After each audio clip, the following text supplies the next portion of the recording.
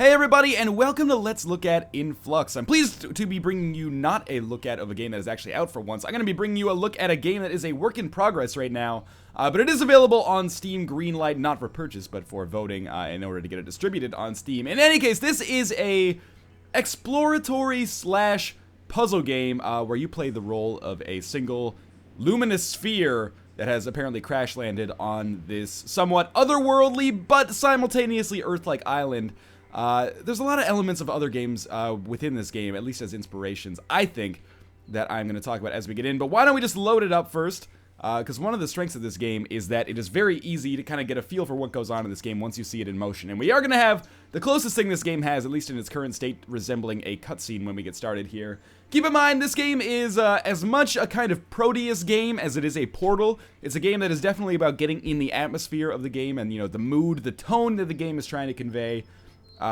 While at the same time solving puzzles. So it's like Proteus with an aim, if you will. So keep in mind that, you know, by listening to me talking, it destroys a little bit of the tone of the game that you can only get by feeling itself. I just feel like that's a necessary disclaimer to throw out there as our ball streaks through the sky and crashes somewhere in the northern area of Russia. I feel like it's necessary to get that out of the way to begin with. Just so you guys realize that this is not necessarily representative of how you will feel when you play this game, which actually is important. So we're playing as this ball here, and one of the things I want to point out right as we get started, two things I want to point out. The first one is that we are very much at the very beginning of the game here, so there is, not going to call it a Metroidvania by any stretch of the imagination, even though this does kind of look like we're rolling around in Samus's Powerball here. But there's other abilities that we will pick up later that will eventually change the way that we solve puzzles. But for now, I thought it would be prudent to just show you the early part of the game. And the second thing I wanted to point out is that I think this game controls, or looks absolutely beautifully. I'm not sure why I was thinking about the controls, but I think it looks fantastic. And the way that the lights from the ball kind of play out on the environment as you move through, a lot of very good lighting effects in this game. So as we move forward here, there are some abilities that we will have right off the bat that are going to be very important for us to be solving puzzles. You know, we are a sphere here. We don't necessarily have hands or anything else that we can manipulate in order to affect our environment in a way that can actually help us progress. So the only thing we have right now, really, as I should mention that I'm using the Xbox 360 controller, by the way, but it controls on the PC using keyboard and mouse just fine as well. So the only thing we can do is repel with the right trigger and kind of pull things in or attract them with left trigger. And we will get more elements to play with, perhaps a little bit later in this video, depending on how long this video goes on for. But there's a reasonable amount of stuff that you can do with only these two abilities. And the game of InFlux is basically split into what I would consider two different phases, if you will. Not like a, you know, Frozen Synapse, like planning and then action phase, but there's this kind of like island exploratory phase, and our overall goal here, beyond just relaxing and having a good time, is to pick up these blue tinier orbs, which by using the left trigger we can keep attracted to us. And we need to pick up 4 or 5 of these. It's never really articulated, which makes sense considering the game is definitely going for a kind of minimalistic aesthetic. But I think that'll be our 5th one right there.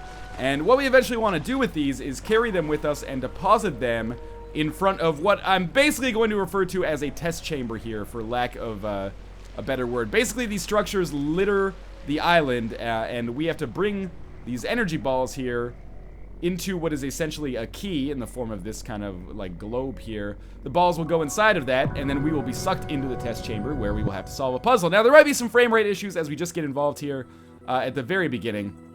That is the game. It is not necessarily my recording setup. But remember, this is a work in progress, and they are, you know, very minor annoyances at the worst. I really want to point out as we get in here, there's definitely kind of like a Portal vibe. Might not be the necessarily the best way to put it, but there is kind of a test chambery vibe to this stuff, how all the puzzles are, you know, self-contained and standalone, as opposed to, I don't know, something like Braid where they're like integrated into the world, or are the world, if you will. And this is kind of a weird disconnect for me, but I enjoy it nonetheless. It's not necessarily a puzzle platformer. By the way, I probably should have waited to put that orange ball in there, because I wanted to explain that, you know, putting the orange ball in the orange region is actually how we solve this puzzle to begin with. And with this puzzle solved, we are now just going to exit this test chamber and go back to the island. But yeah, it's weird and kind of okay, I think, as well, that there is that divide between the exploration phase and the puzzle phase. I almost would have preferred if they were integrated somehow somewhat, but I'm not sure how you can do that. I guess maybe, you know, when the witness comes out, we'll see if that takes more of an approach on that, not to just continuously dick ride Jonathan Blow in this video so far. But in any case, we're going to continue moving onwards. I'd say that was a pretty good tutorial, basically, for teaching you the very basics of what goes on with the game without actually giving you, you know, on-screen exposition or button prompts or anything. This also does a good job of teaching you that, hey, there's no fall damage here, so we can basically proceed in the way that we want. You can see ramps scattered throughout the world. We'll eventually be able to kind of take better use of these or make better use of these, but for now, just know that, you know, there is a deeper possible mechanic at play. I wish this rock would get out of my effing way, because now I am going to carry these 3 balls a little bit further onwards. The other thing, I'll mention it when we get back into the aesthetic, or sorry, when we get back into the test chamber, again, for lack of a better phrase, but remind me to talk about what I feel about the graphics once you get in there. There's a real Mirror's Edge type vibe, in terms of like the minimalistic, but also, you know, white and orange kind of color setup that we've got going on here. I wish these balls would go into there. Thank you. That means we can stop worrying about this rock, and we can get a good preview for this test chamber, I guess, just from standing outside. But instead, let's roll into this glass house, and we will try to solve another puzzle. I've actually played about an hour of this so far, and it's a really, you know, for improper way of describing it, but it's kind of like a Zen-like experience. The way that this game was billed to me when I contacted the developers over at Impromptu Games was, you know, it's kind of like a relaxing experience. It's an experience that's meant to be kind of like a meditation as much of like a brain teaser. You know, perspective is something that is much more meant to kind of throw you for a loop, or antechamber maybe. Whereas this is something that's, you're more meant to just kind of be in the environment and kind of solve puzzles holistically or naturally, if that makes any sense, and the music obviously plays that up as well. So, again, our overall goal on each of these test chambers is to get this orange little embryo here into this orange kind of goal area in almost like a Marble Madness style, only we can't really control it. A Marble Madness escort mission, if you will. And we can shift the perspective, because it is a game that's coming out, you know, in the 2010s, by landing on those switches, and then by using attract and repel, we should be able to take, oh, don't fall over the edge. It's definitely a physics-based puzzler, as you can see, by the way. I totally just botched that. Let's try this again. We might have to rotate it a couple more times now to actually make this work. But yeah, it's definitely a physics-based puzzler. It is not just a, you know, a point-and-click adventure game or anything like that, obviously. Probably does not even need to be set. Okay, let's push this off gently. I believe several of the puzzles have alternate solutions, basically, so you don't have to solve them all in exactly the same way. And by that, I mean, like, there's not one specific series or sequence of actions that will solve the puzzle. There's, you know, multiple paths you can... Oh, no, no, no, no, no, no, no, no, no. Thank you. There's multiple paths you can take. So by dropping this in here, this should solve the puzzle for us, despite my earlier mistake. And in doing so, that'll solve it, and we will be ejected from the test chamber to move a little bit onwards. Right now, the strengths of this game are absolutely the graphics and the audio. I feel like it hits on some, like, if it's going for the tone of being super relaxing, I think it does that really, really well. We're just gonna open these doors. It's a little bit simplistic, and I mean, even for me, who is really bad at puzzle games, in the hour or so I've played so far, I've never been stumped on a puzzle at all. There's been times, perhaps, where I spent like 30 seconds being like, what am I supposed to do here? But, you know, I figured it out pretty darn quick. The only time I've actually been stuck was actually during this exploratory phase here, where I've been making my way around and being like, you know, because it is minimalistic, like, I'm not sure what I'm supposed to do. Because you do need to get those, like, smaller blue energy balls in order to proceed. By the way, we can get swept away in the water here, so we should probably try to be a little bit careful for now, although being careful might actually end up hurting us in the long run. It's a little bit of a weird let's look at. There's one. Oh, actually, there's 3 for us. Excellent. 4, maybe? 4 might be enough to actually just go into the next puzzle area. Is puzzle box a trademark term? I feel like I could possibly use that. Oh, you know what? This is it. The balls won't come across the bridge with us. So we're just learning through our environment, if you will. Like, they'll come for a while, but eventually they'll stop. Like, well, they did when I played, at least. Yeah, they've stopped, I believe. So what we can actually do is just kind of fall into the water. Oh, God, don't get stuck. And if we fall into the water with these, they will come with us, and then, as long as we hold the left trigger, anyway, then we'll be able to use these to unlock the next area that we're going to be going to. So, you know, this is the part where I got stuck. It took me a little while to discover. There's an invisible wall there, but whatever. We always respawn in the proper location anyway, and the energy balls should follow us. Energy balls, where did you go? Did I totally botch it? I don't think I did. Also, one thing I gotta point out, I really like how after you solve a room, you get that beam of light. that just goes up into the sky. I'm a sucker for like environmental stuff like that. That just like is a visual cue or an audio cue that tells you that you've succeeded or reminds you that you've succeeded. Like Dark Souls with the bells, for example, is another one that I feel does this really well. I don't know why, when I did this the last time, I just rolled off onto that waterfall, basically, and things ended up working out for the best for me. I ended up just gaining access to that next area. Maybe oh, there's all of them right there. Let's try this again, just going across the bridge. Maybe I encountered a glitch last time that made it so I couldn't get across the bridge. As I was saying earlier, there is, it's kind of a weird let's look at for me. No, they do stop there, don't they? Maybe I can just take them through. Oh, a doorway. Maybe I can sneak them around the door like so. Okay, you can do that. So you don't necessarily have to fall down the waterfall to make this happen. And I'm not sure exactly how many energy balls you need in order to access the next puzzle. But anyway, what I was going to say is that this is a weird let's look at for me because usually these come out, you know, around the time of a game's release, and the kind of message of them is whether or not you should, you know, spend your time and your money, both of which are hard-earned, of course, on playing this game. But this is a game that I'm doing a let's look at it for kind of different reasons, and that's to something that I've been doing increasingly to kind of try to give it a little bit more promotion on its Greenlight campaign, because mostly I've been complaining about Greenlight. There's been a lot of releases on Greenlight where I've been like, hey, I feel like this game is actually pretty bad. Greenlight, why do you suck so much? There's been a couple of exceptions to that. I mean, obviously, I enjoyed McPixel enough for what it was. I think we want to come down here and get this ball, by the way. I enjoyed McPixel enough, you know, Forge is not god-awful, etc., but I was thinking, you know, why not take a more active approach to things and actually take a look at awesome games that are coming out for Greenlight, or are on Greenlight right now with their campaigns.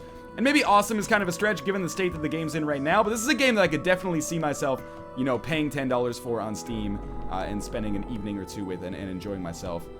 So that's why I kind of wanted to bring attention to this. Not just, you know, it's too easy to just make fun of shit games that come out on Greenlight. No offense if you're watching this and your game has come out on Greenlight, by the way. Camera's a little bit wonky sometimes, as you can tell. Oh, don't fall off the edge. Thank you very much. Yeah, like... What was I saying? Yeah, it's not enough to just make fun of bad games that come out on Greenlight. Why don't we just actively try to help campaigns for good or decent games that could be on Greenlight? So I'm trying to get this ball into this orange area, but I kind of don't remember where the orange area is. I think I might have botched it a little bit. So I'm just going to push it off here, and hopefully it'll land in a decent area where I can then cause something good to happen. Apparently not. Okay. But what if we keep it over here? These railings usually indicate that they're to hold something in place. And then we just rotate the whole shebang here. So I'm going to roll over on top of that and then try to get back here before... Yes, the physics totally screw me up. Camera's being a little bit wonky, I'll admit. Then we just put the ball in the orange hole. Also Northernlion's Guide to Intercourse. And this might be our solution. I think indeed it is. It's interesting and kind of cool how you... oftentimes ambiently solve the puzzle without meaning to, which is kind of interesting. Yes, okay, we do. I was hoping that we'd gain this ability before the video ended, but very important ability as you progress in the game is this charge ability, which you can use to kind of speed yourself ahead. It makes these ramps a little bit more fun, if nothing else. I just totally fell off the edge. But beyond that, it's also going to be essential towards solving some puzzles. So the puzzles so far, you know, you could be forgiven for thinking they are super, super easy. But they will get a little bit more tricky and a little bit more kind of execution-based, as opposed to, you know, conceptualizing how to solve the puzzle. It's actually going to be more difficult to figure out how to, or figuring out, you know, what to do with your hands to solve the puzzle, if that makes any sense at all. Anyway, that probably didn't. But I'm just going to get as many of these energy balls as I can before we go through to this area over here. We're getting sort of close to the area where I actually stopped playing when I was playing it last night, but we do have to get up here first, which is going to likely require a little boost with the right bumper. And did we actually pick up... No, we still only have 2 of these things, which is not going to be enough to unlock the puzzle chamber, I think. We'll see, though. No, but it did make the energy grow a little bit. I think there's a bunch of the energy balls actually in this tree. Worth noting, by the way, we can actually boost in midair. Yeah, we captured a bunch there. That should unlock it. You can boost in midair, so if I wanted to, I could like boost off the edge here, and then in the air, boost in the other direction. That didn't work really well, but you aim the boost with the right analog stick, actually, which is maybe why that failed. Let's try this again. So we'll boost up this ramp, and then at the top of the ramp, I'll try to boost in the other direction. Yeah, there we go. So you can adjust your position in midair, basically, or adjust your trajectory in midair, at least. So let's solve another puzzle chamber or two, now that we have this newfound ability that actually is going to factor in quite heavily on a lot of these physics-based puzzles. I mean, when puzzles are physics-based, of course, any new ability that we get is going to impact the way we solve puzzles in the future. But basically, we take a look at this one. We've got these Super Meat Boy-esque giant fans here, and we're going to have to use these to get up to the very top. But you can see if I just kind of try to roll over to it. Let's boost up a little bit. If I just kind of try to roll over to it, I'm not going to get nearly enough height to make it over. Well, maybe nearly enough height to make it over, but not quite enough. So what I'm actually going to do is roll up midways up this ramp, and then hold down the boost, and then try to get like a huge like airplane takeoff, basically, like so. And then midair, just to adjust our... Oh! I botched it a little bit, but you can see the general idea in all likelihood. Mid-air, we're going to adjust our trajectory and aim for that other one over there, which will then allow us to take another fan and kind of repeat the process all the way up. So this was not a very good attempt at all. You need to hold charge a little bit longer. I didn't hold it for nearly long enough there. Imagine that! Northernlion being impatient in a puzzle game. So let's try this again. Roll this up here. And then... like so. That's probably not going to be enough unless that fan is very good to us. I did this so easily when I was doing it off camera, but now, of course, on camera, it's going to be borderline impossible. Maybe like so?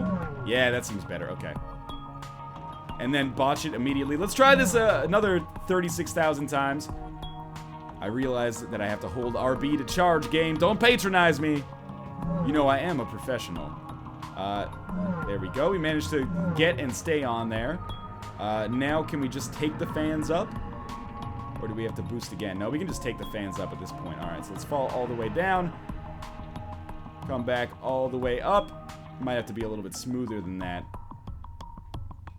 Like, oh, no, okay. Get out of the fan's influence. Here's how we're gonna do it. Roll up like so. And up and over, sort of. Let's try that again. Apparently, this is the hardest puzzle in the entire game, even though I beat it on, like, my first attempt last night. Maybe you do have to use a little bit of a boost here as you go over the, that lip. No, that didn't work at all. But this one might. There we go. And then we have one last puzzle just to get us out of this final area here.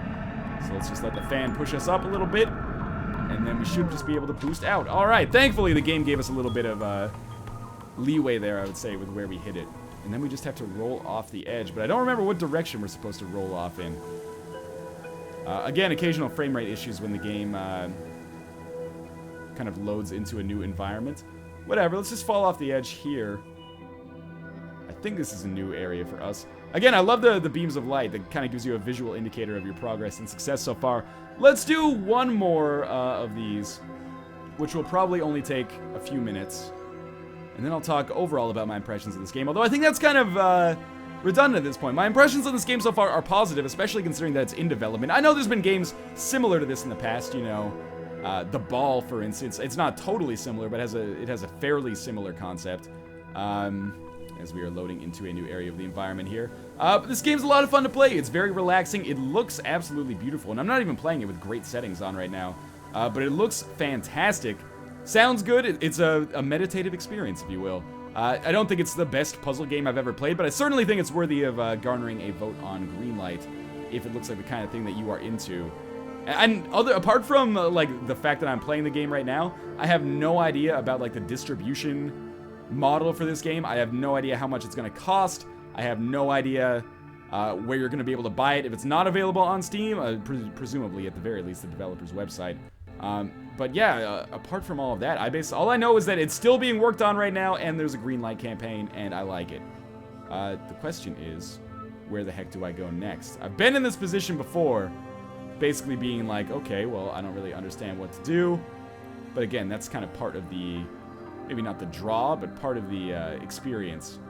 I thought maybe I could push these rocks out of the way, but these actually appear to be, like, fully formed. So let's just take our magic balls and get the F out of here.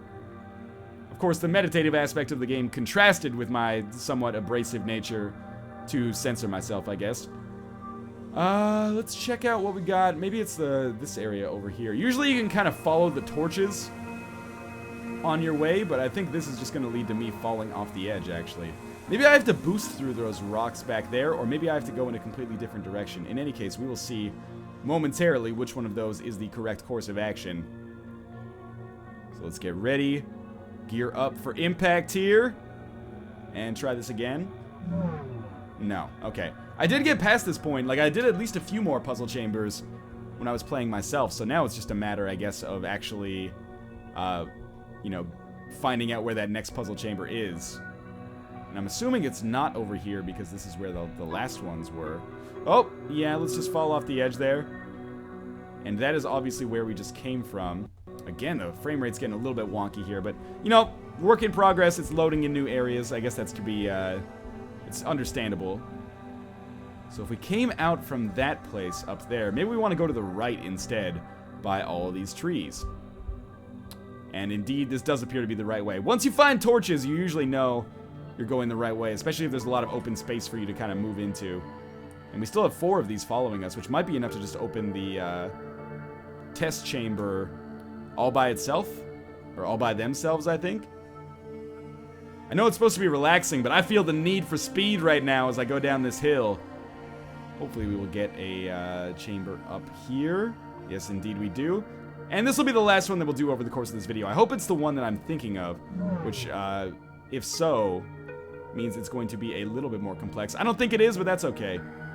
You'll still get a feel for more of the puzzle elements of the game. So let's boost ourselves into this test chamber. It's the last one I'm going to check out, and then we will, you know, do our standard kind of send-off. So, actually, they do introduce something new here. Basically, these orange switches can only be triggered by orange objects, which, you know, if you've played any kind of puzzle platformer before in your life, you should probably be familiar with. This is a pretty easy one, though, but it does introduce a new kind of mechanic, and that's these, like, purple flippers down here. In a way, it kind of reminds me of Cube, both in its aesthetic and in its puzzle design, sometimes at least. Not all the time. Now, with that guy going up there, hopefully he lands in another flipper. Otherwise, I might have some problems. Oh, no, he hit the switch! You jerkwad. Actually, he's going to put this... It's going to be in an okay position for me, because then I'll be able to just fit through there, because I am a little bit smaller than these orange embryos. And I guess we're just going to flip him up to the top now. It's satisfying. What can I say? I think it looks clean. It's definitely a little Mirror's edgy in its visuals, at least in this section. But that's okay. It kind of looks like Miasmata in the other sections, or Miasmata. Let's flip him up there, followed by flipping me up there, and then use our attract ability to get him to flip this switch as well. And one last switch to do. Hopefully he managed to get up here as well. Yeah, he will. And then one last one, and that should... Oh, no, no, no, no, no, you jerk. That should trigger the end of this chamber, I think. I'm just using Attract and Repel to kind of push him in there. Where is it? Did it shoot out of the level? No, it's just weird gravity, I guess. No, stay. Good embryo. Then we put it in here and shoot it in through the purple thing. Or we hit the switch. And then we fall through the purple thing, and that will be the end of the mission, because it will be like an elevator that will take us downwards, perhaps? Or upwards? Downwards it is. And then, then we'll deposit the orange ball. And that will be the end. In any case, I'm not going to exit back to the main menu, because occasionally that does cause UDK, the Unreal Development Kit, to go through some hoops and, you know, spins and crashes. But in any case, this has been InFlux. I will put a link in the video description. No pressure to buy anything since it doesn't actually exist right now. But if you like the look of what you see and, you know, you'd be interested in actually checking this out were it available on Steam, take a quick peek over at the Greenlight page, give it a vote, and help these developers out. But as always, thank you guys for watching. I'm enjoying this so far, and I'm looking forward to seeing what the future holds for this. But in any case, even if you're not, thanks for watching, and I will see you next time.